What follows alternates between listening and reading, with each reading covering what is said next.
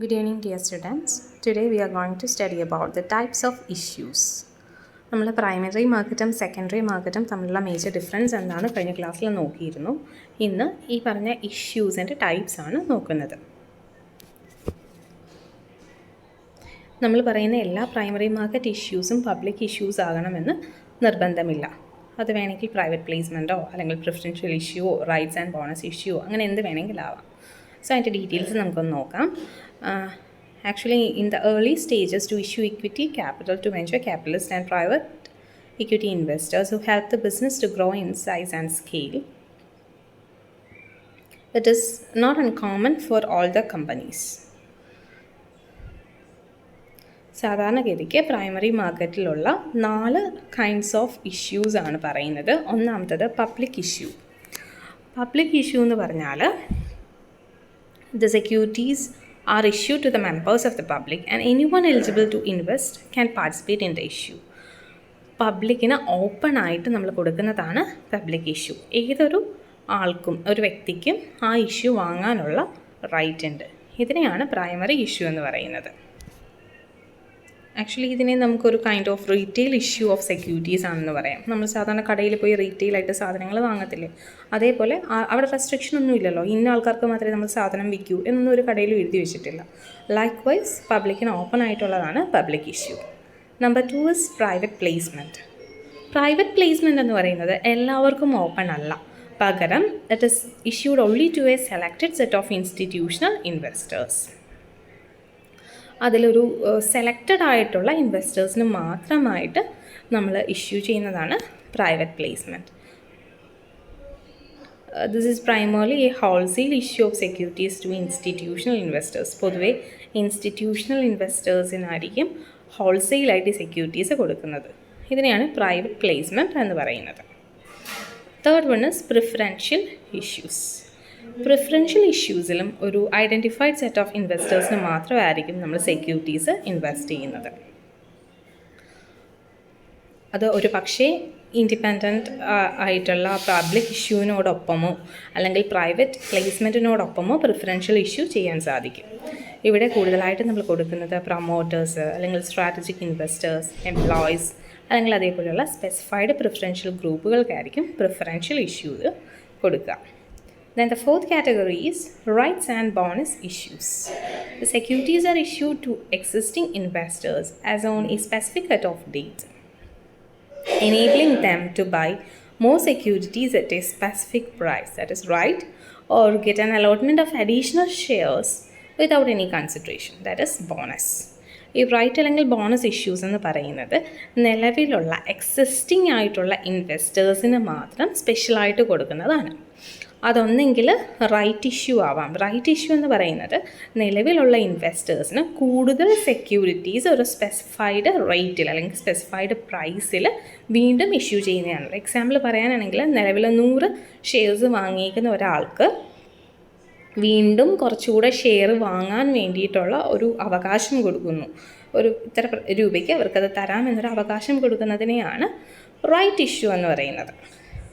At the very same time bonus issue means ഈ 100 shares ഉള്ള ഒരാൾക്ക് 10 ഷെയറിന് 1 ഷെയർ ഫ്രീ എന്ന രീതിയിൽ 100 ഷെയറിന് ചിലപ്പോൾ 10 ഷെയർസ് അഡീഷണലായിട്ട് കൊടുക്കും അറ്റ് ഫ്രീ ഓഫ് കോസ്റ്റ് ഒന്നും വാങ്ങാതെ അഡീഷണലായിട്ട് കൊടുക്കും. അതിനെയാണ് ബോണസ് ഇഷ്യൂ എന്ന് പറയുന്നത്. ഓക്കെ, ഇതാണ് 4 ടൈപ്പ് ഇഷ്യൂസ് പ്രൈമറി മാർക്കറ്റിലുള്ളത്. Now moving on to issuer. Issuer എന്ന് പറയുന്നത് പ്രൈമറി മാർക്കറ്റിലെ ഇഷ്യൂവർ എന്ന് പറയുന്നത് it is the entity seeking capital through the issue of securities. Securities issue ചെയ്യുന്നത് വഴി ക്യാപിറ്റൽ റേസ് ചെയ്യുന്ന ആ ഒരു കമ്പനീനെയാണ് അല്ലെങ്കിൽ ആ ഒരു പർട്ടിക്കുലർ കാറ്റഗറീനെയാണ് നമ്മൾ ഇഷ്യൂവർ എന്ന് പറയുന്നത്. ബാലൻസ് ഷീറ്റിൻ്റെ കേസ് പറയാനാണെങ്കിൽ the securities will be A part of equity or debt capital as an entry, as an entity. Now let us see a summary of the issuers in the primary market for securities. സാധാരണഗതിയിൽ നമ്മൾ കണ്ടുവരുന്ന primary മാർക്കറ്റിലെ issuers, അവരുടെ types of securities and the specific needs and സ്ട്രക്ചറാണ് കാണിച്ചിരിക്കുന്നത്. ആദ്യമേ issuer എന്ന് പറയുന്നത് സെൻട്രൽ സ്റ്റേറ്റ് ഓർ ലോക്കൽ ഗവൺമെൻറ്റ്സിൻ്റെ ഇഷ്യൂ ചെയ്യുന്ന സെക്യൂരിറ്റീസിൻ്റെ കേസാണ് പറയുന്നത്. അത് നമ്മൾ കൊടുക്കുന്നത് ഒന്നെങ്കിൽ ബോണ്ടുകളായിരിക്കാം, GSEC എന്ന് പറയും, ബോണ്ട്സ്, അല്ലെങ്കിൽ ട്രഷറി ബിൽസ്. ഇതാണ് ഗവൺമെൻറ് കേസിൽ വരുന്ന സെക്യൂരിറ്റീസ്. അതിൻ്റെ ഡീറ്റെയിൽസ് പറയാനാണെങ്കിൽ, do not issue equity capital, only central government issues T-bills, instruments carry government guarantee, issued only in domestic markets in India. Outside India കൊടുക്കാറില്ല. ദെൻ രണ്ടാമത്തെ കാറ്റഗറി ഓഫ് ഇഷ്യൂവർ വരുന്നത് PSU ആണ്. PSU means public sector units അല്ലെങ്കിൽ public sector undertakings. അവർ കൊടുക്കുന്നത് ഒന്നെങ്കിൽ equity shares ആയിരിക്കും അല്ലെങ്കിൽ ബോണ്ടുകളായിരിക്കും. They may offer equity held by the government to the public as disinvestment. ബോൺസിൻ്റെ കേസാണെങ്കിൽ bonds may have special tax concessions. Then മൂന്നാമത്തെ issuer category private sector companies. അവർ കൊടുക്കുന്നത് ഇക്വിറ്റി ഷെയർ ആയിട്ടോ അല്ലെങ്കിൽ പ്രിഫറൻസ് ഷെയർ ആയിട്ടോ ബോൺസ് ആയിട്ടോ കൺവേർട്ടബിൾ ബോൺസ് അല്ലെങ്കിൽ CP കൊമേഴ്ഷ്യൽ പേപ്പർ അല്ലെങ്കിൽ സെക്യൂരിറ്റൈസ്ഡ് പേപ്പർ, ഈ ഫോംസിലായിരിക്കും കൊടുക്കുക. High dependence on securities market for raising capital, then it may issue equity and debt instruments in international markets. Then next category of issuer is banks or non-banking financial companies or any kind of financial institutions. നേരത്തെ പറഞ്ഞതുമായിട്ട് almost similar ആണ്. Equity shares, preference shares, bonds, convertible bonds, then securitised paper and commercial paper. നമ്മൾ private സെക്ടറിൽ പറഞ്ഞ അതേ കാര്യങ്ങളാണ് ഇവിടെയും type of സെക്യൂരിറ്റീസിൽ വരുന്നത്. Banks have low dependence on securities market due to access to the public deposits. Then they may offer long term bonds and preference shares as tier two capital.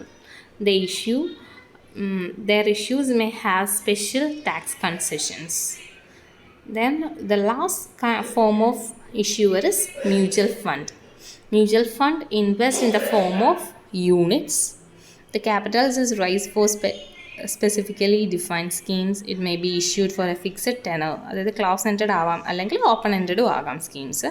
Then the issues are only made in domestic markets. Foreign മാർക്കറ്റ്സിലോട്ടൊന്നും trade ഉണ്ടാവില്ല. Mutual funds കൂടുതലും domestic മാർക്കറ്റ്സിലാണ് trade ചെയ്യുന്നത്. Then regulatory framework for primary markets. Primary മാർക്കറ്റ്സിനെ regulate ചെയ്യുന്നത് companies act പ്രകാരമാണ്. സെബിയുടെ 1956 companies act പ്രകാരമാണ് റെഗുലേഷൻ നടന്നുകൊണ്ടിരുന്നത്. ദെൻ സെബി 2019 റെഗുലേഷൻ, പിന്നെ 2006 റെഗുലേഷൻസ്, ഇതൊക്കെ വന്നിട്ടുണ്ട്. The provisions of these acts and regulations regulate the following with respect to public issues. ആദ്യത്തേത് eligibility to make public issue. Public issue നടത്തണമെങ്കിൽ എന്താണ് eligibility? Then information to be provided to the public and റെഗുലേറ്റേഴ്സിനും പബ്ലിക്കിനും ഏതൊക്കെ informations provide ചെയ്യണം? ഓരോ category of ഇൻവെസ്റ്റേഴ്സിനും എത്ര reservation കൊടുക്കണം? ദെൻ ഇൻവെസ്റ്റേഴ്സിന് ഓഫർ കൊടുക്കുന്ന മെത്തേഡ്സ് എങ്ങനെയാണ്? ടൈം ഡീറ്റെയിൽസ്, പബ്ലിക് ഇഷ്യൂ പ്രോസസ്സിൻ്റെ ടൈംലിനെസ് എങ്ങനെയാണ്? ദെൻ ഈ ഇഷ്യൂ വഴി റൈസ് ചെയ്തേക്കുന്ന ഫണ്ട് എങ്ങനെ യൂസ് ചെയ്യണം? Then continued involvement and accountability of the promoters and other inside investors. Provision for investors to continuously evaluate investment and executive investment and exit decisions. ഈ പറഞ്ഞ കാര്യങ്ങളെല്ലാം regulate ചെയ്യുന്നുണ്ടാവും. Then types of instrument ഏതൊക്കെയാണെന്ന് just പറയുന്നുണ്ട്. As per the definition under Section 2H of SCRA, the securities include the following. ഈ SCRA എന്ന് പറയുന്നത് securities contract regulation act ആണ്. 1956 ആക്ടാണ്. ഈ പറയുന്ന സെക്യൂരിറ്റീസ് ഈ പറയുന്ന കാര്യങ്ങളാകാം. ഒന്നാമത്തത് shares, scripts, stocks, bonds, debenture stock or any other marketable securities of a like nature in or of any incorporated company or other body corporate. Then derivative ആകാം, അല്ലെങ്കിൽ units ആവാം, അല്ലെങ്കിൽ സെക്യൂരിറ്റി റെസീപ്റ്റ്സ് ആകാം. Then any certificate or instrument ആയിരിക്കാം which is issued to an investor by an issuer. Then government securities ആവാം, അല്ലെങ്കിൽ central government list ചെയ്തിട്ടുള്ള ഏതെങ്കിലും ഇൻസ്ട്രുമെൻറ്റ്സ് ആവാം, അല്ലെങ്കിൽ റൈറ്റ്സോ ഇൻട്രസ്റ്റ് ഇൻ സെക്യൂരിറ്റീസ് ഒക്കെ ആവാം. ഇതിനെല്ലാമാണ് ജനറലി നമ്മൾ സെക്യൂരിറ്റീസ് എന്ന് പറയുന്നത്. ബട്ട് നമ്മുടെ കേസിൽ നമ്മൾ പൊതുവെ സെക്യൂരിറ്റീസ് എന്ന് പറയുമ്പോൾ ഷെയർസ്, ബോൺസ്, ഡിബെഞ്ചേഴ്സ് ഒക്കെ നമ്മുടെ മൈൻഡ്സിൽ വരത്തുള്ളൂ. പക്ഷേ ഈ പറഞ്ഞ കാര്യങ്ങളെല്ലാം തന്നെ സെക്യൂരിറ്റീസ് എന്ന കാറ്റഗറിയിൽ വരുന്നതാണ്. Now, regulations pertaining to public issue of shares.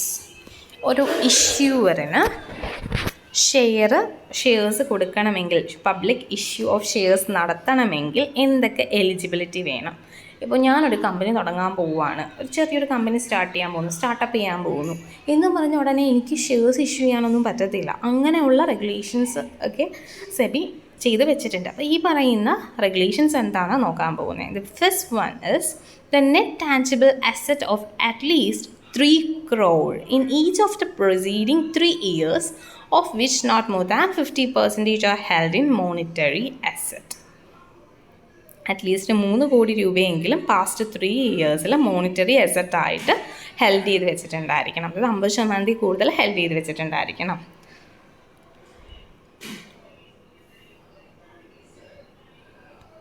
Then minimum average pre-tax operating profit of rupees 15 crores calculated on a restarted and consolidated basis during 3 most profitable years out of the immediately preceding 5 years. Past 5 years നോക്കുമ്പോഴത്തേക്ക് at least 3 അടുത്തെങ്കിലും 15 കോടി രൂപയുടെ ഒരു restarting pre tax operating profit കാണിച്ചിട്ടുണ്ടായിരിക്കണം. Then net worth of at least 1 crore in each of the preceding 3 years should be held. Then if changed its name within the last 1 year, at least 50% of the revenue for the preceding 1 full year has been earned by it from the activity indicated by the new name. Suppose നമ്മൾ കമ്പനിയുടെ പേരൊന്ന് change ആയി എന്ന് വിചാരിക്കുക. അങ്ങനെ change ആയാൽ കഴിഞ്ഞ വർഷം കിട്ടിയ പ്രോഫിറ്റ് എന്താണോ അതിൻ്റെ 50% ഈ വർഷവും റീറ്റെയിൻ ചെയ്തിട്ടുണ്ടായിരിക്കണം. എങ്കിൽ മാത്രമേ ഇവർക്ക് ഷെയർ ഇഷ്യൂ ചെയ്യാനുള്ള എലിജിബിലിറ്റി കിട്ടത്തുള്ളൂ. ഈ പറയുന്ന കണ്ടീഷൻസ് എല്ലാം തന്നെ സാറ്റിസ്ഫൈ ചെയ്താൽ മാത്രമേ ഒരു കമ്പനിക്ക് പബ്ലിക് ഇഷ്യൂ നടത്താൻ സാധിക്കത്തുള്ളൂ. Then promoters contribution, then minimum offer to public, അങ്ങനെയുള്ള ഡീറ്റെയിൽസ് ഒക്കെ കാണിക്കുന്നുണ്ട്. ഓരോ കേസിലും സെപ്പറേറ്റഡ് ആണ്. ചില കമ്പനീസിൻ്റെ കേസിൽ ഇപ്പോൾ ഇക്വിറ്റി ഷെയർസോ അല്ലെങ്കിൽ അതേപോലെയുള്ള debenture convertible into equity shares ഒക്കെ ആണെങ്കിൽ മിനിമം 25% നമ്മൾ കൊടുത്തിരിക്കണം എന്നാണ്. അത് 1600 crore താഴെ ആയിരിക്കണം എന്നും പറയുന്നുണ്ട്. Then at least such percentage of each class or kind of equity shares or debentures convertible into equity shares issued by the company equivalent to the value of rupees 400 crore if the post-issue capital of the company calculated at offer price is more than 1600 crore. 1600 കോടിയിൽ കൂടുതലാണെങ്കിൽ minimum 400 കോടിയെങ്കിലും മാറ്റി വെച്ചിട്ടുണ്ടായിരിക്കണം എന്നാണ് പറയുന്നത്. അങ്ങനെ ഓരോ കേസിലും പ്രത്യേകം പറയുന്നുണ്ട്. Then period of subscription minimum 3 days and maximum 10 working ഡേയ്സിന് ആയിരിക്കും ഫിക്സഡ് പ്രൈസ് ഇഷ്യൂസിൻ്റെ കേസിൽ വേണ്ട working days. Then book build issues ഉണ്ടെങ്കിൽ അതിൻ്റെ കേസിൽ 3 to 7 days ആണ്. ഒരു പക്ഷേ 3 days കൂടെ എക്സ്റ്റെൻഡബിൾ ആക്കാം. ഇത്രയൊക്കെയാണ് സബ്സ്ക്രിപ്ഷൻ പീരീഡിൻ്റെ ഡീറ്റെയിൽസ്. ദെൻ അതിൻ്റെ Underwriting എന്ന് പറയുന്നത് SEBI's regulations on public issues and the companies act require that an issue should receive subscription of a minimum of 90% of the net offer to the public, failing which the company has to refund the entire subscription amount received. To protect against this, the companies enter into an underwriting agreement with institutions at the time of a public offer of shares to subscribe the shares of the company if they remain unsubscribed by the investors. For undertaking this commitment, the underwriters are paid a commission. Underwriting for a fixed price issued in discretionary. However, in the case of a book build issue, underwriting is mandatory by the book runners and syndicate members. ഈ subscription പീരീഡിന് ശേഷം അണ്ടർറൈറ്റിംഗ് ചെയ്യുന്നത് എന്തുകൊണ്ടാണെന്ന് ചോദിച്ചാൽ നമ്മൾ shares ഇപ്പോൾ ഒരു 100% ആണ് നമ്മൾ ഷെയർസ് ഇഷ്യൂ ചെയ്യുന്നതെങ്കിൽ അതിൻ്റെ 90% മിനിമം 90% എങ്കിലും ഇൻവെസ്റ്റേഴ്സ് വാങ്ങിയിട്ടുണ്ടാവണം. അതിൽ കുറവാണ് വാങ്ങിയേക്കുന്നതെങ്കിൽ ആ ഇഷ്യൂ ജെനുവിൻ ആവത്തില്ല, ഓക്കെ, വാലിഡ് ആവത്തില്ല. പകരം അത് ഡിസ്പേഴ്സ് ചെയ്യണം എന്നാണ് റൂള്. അതായത് ആ കിട്ടിയ പൈസ എല്ലാം തിരിച്ചു കൊടുത്ത് ഷെയർസൊക്കെ തിരിച്ച് ഇങ്ങോട്ട് മേടിച്ച് പൈസ അങ്ങോട്ട് തിരിച്ചു കൊടുത്തിരിക്കണം എന്നാണ് റൂള്. അപ്പോൾ അത് പോസിബിൾ അല്ലാത്തത് കൊണ്ട്, റിസ്ക് എലമെൻ്റ് ഉള്ളത് കൊണ്ട് സാധാരണ ചെയ്യുന്നത് ഒരു അണ്ടർ റൈറ്റിംഗ് ചെയ്യാറുണ്ട്. അണ്ടർ റൈറ്റിങ്ങിൽ ചെയ്യുന്നത് ഏതെങ്കിലും ഒരു പെർട്ടിക്കുലർ ഷെയർ കമ്പനി അല്ലെങ്കിൽ ഒരു പെർട്ടിക്കുലർ ഏജൻസി അണ്ടർ റൈറ്റിങ്ങിൽ ഏർപ്പെടുമ്പോഴത്തേക്ക് സപ്പോസ് നമ്മുടെ കമ്പനിയുടെ 90% വിറ്റ് പോയില്ല, 70% വിറ്റ് പോയില്ലെന്ന് വിചാരിക്കുക. അപ്പോൾ ബാക്കി 30% ആണ് ആരും വാങ്ങാതെ മിച്ചമുള്ള ഷെയർസ്. ആ 30% ഞങ്ങൾ വാങ്ങിക്കോളാം, അല്ലെങ്കിൽ എത്രയാണോ മിച്ചം വരുന്നത് അത് ഞങ്ങൾ വാങ്ങിക്കോളാം എന്നൊരു എഗ്രിമെൻ്റാണ് അണ്ടർ റൈറ്റിംഗ് എഗ്രിമെൻറ്റ്. ഒരു ഇൻസ്റ്റിറ്റ്യൂഷനുമായിട്ടായിരിക്കും അത് ചെയ്യുന്നത്. ഈ അണ്ടർ റൈറ്റേഴ്സിന് നമ്മളൊരു പെർട്ടിക്കുലർ കമ്മീഷൻ ഇതിന് വേണ്ടിയിട്ട് കൊടുക്കുന്നുണ്ട്. അത് അവർ തമ്മിൽ വേറെ കുറച്ച് ഡീറ്റെയിൽസും ഒക്കെ ഉണ്ടായിരിക്കും. എങ്ങനെയെങ്കിലും ഷെയർസ് ഇഷ്യൂ ചെയ്യാൻ ഇവർ ഹെൽപ്പ് ചെയ്യും. സപ്പോസ് ഇത് പോയില്ല, ഷെയർസ് പോയില്ല എന്നുണ്ടെങ്കിൽ അതവർ വാങ്ങിക്കോളും. Okay, then dematerialisation of shares എല്ലാം തന്നെ ഡീമെറ്റീരിയലൈസ്ഡ് ആയിട്ടാണ് കൊടുക്കുന്നത്. പേപ്പർ ട്രാൻസാക്ഷൻസ് ഒന്നുമില്ല, എല്ലാം ഓൺലൈൻ ആയിട്ടുള്ള ഡീമെറ്റീരിയലൈസ്ഡ് ഫോമിലാണ് ഷെയർസ് വാങ്ങുന്നതും വിൽക്കുന്നതും റെസിപ്റ്റ് കൊടുക്കുന്നതും ഒക്കെ. അല്ലാതെ ഒന്നും ഹാർഡ് കോപ്പീസ് ഉണ്ടാവത്തില്ല. Then credit rating of IPO, initial public ഓഫറിൻ്റെ ക്രെഡിറ്റ് റേറ്റിങ്ങിൻ്റെ ഡീറ്റെയിൽസ് ആണ് പറയുന്നത്. ഒരു ക്രെഡിറ്റ് റേറ്റിംഗ് ഏജൻസി സെബിയുമായിട്ട് രജിസ്റ്റർ, ക്രെസിലൊക്കെ പോലെയുള്ള ഏതെങ്കിലും ഒരു ക്രെഡിറ്റ് റേറ്റിംഗ് ഏജൻസി സെബിയുമായിട്ട് രജിസ്റ്റർ ചെയ്തേക്കുന്ന ആൾക്കാർ ഈ പറയുന്ന ഇനിഷ്യൽ പബ്ലിക് ഓഫറിനെ അല്ലെങ്കിൽ പബ്ലിക് ഓഫറിനെ ഗ്രേഡ് ചെയ്യുന്നുണ്ടാവും. അതിനെയാണ് ക്രെഡിറ്റ് റേറ്റിംഗ് എന്ന് പറയുന്നത്. ഗ്രേഡ് എന്ന് പറയുന്നത് 1 to 5 റേഞ്ച് ചെയ്ത് നിൽക്കും. 5 ആണ് കിട്ടുന്നതെങ്കിൽ സ്ട്രോങ് ഫണ്ടമെൻറ്റൽസ് ആണ്, 1 ആണെങ്കിൽ പുവർ ഫണ്ടമെൻറ്റൽസ് ആണ് കാണിക്കുന്നത്. If a company can get it self graded by the multiple agencies but has to publish all the grading it has received. Now certain kind of investors, just പേരുകൾ മാത്രം നമുക്ക് നോക്കി പോകാം. ഇൻവെസ്റ്റേഴ്സിൻ്റെ types: association of persons, banks, companies, LLP, financial institutions, FPIs, HUF, then minors through guardians, NRIs, PIOs, registered societies and clubs, resident individuals, partnership firms, trust, etc. can be called a kind of investors. അതേപോലെ എമൗണ്ടിനെ വെച്ചിട്ട് നമുക്ക് രണ്ടായിട്ട് classify ചെയ്യാം. എത്ര amount ആണോ invest ചെയ്യുന്നത് അത് വെച്ചിട്ട്. ഒന്നാമത്തത് റീറ്റെയിൽ ഇൻഡിവിജ്വൽ ഇൻവെസ്റ്റേഴ്സ്, അതെന്ന് പറയുന്നത് 2 ലക്ഷത്തിൽ താഴെയാണ് ഇൻവെസ്റ്റ് ചെയ്യുന്നത് എന്ന കാറ്റഗറിയാണ്.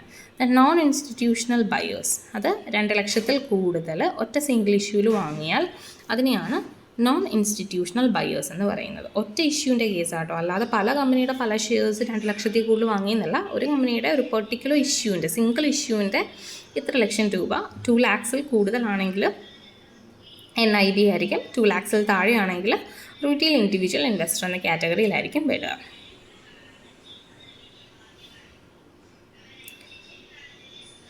പിന്നെ ഇൻസ്റ്റിറ്റ്യൂഷണൽ ഇൻവെസ്റ്റേഴ്സിനെ ക്വാളിഫൈഡ് ഇൻസ്റ്റിറ്റ്യൂഷണൽ ബയേഴ്സ് എന്നൊക്കെ പറയാറുണ്ട്. Okay, so that's all for today's class. Thank you.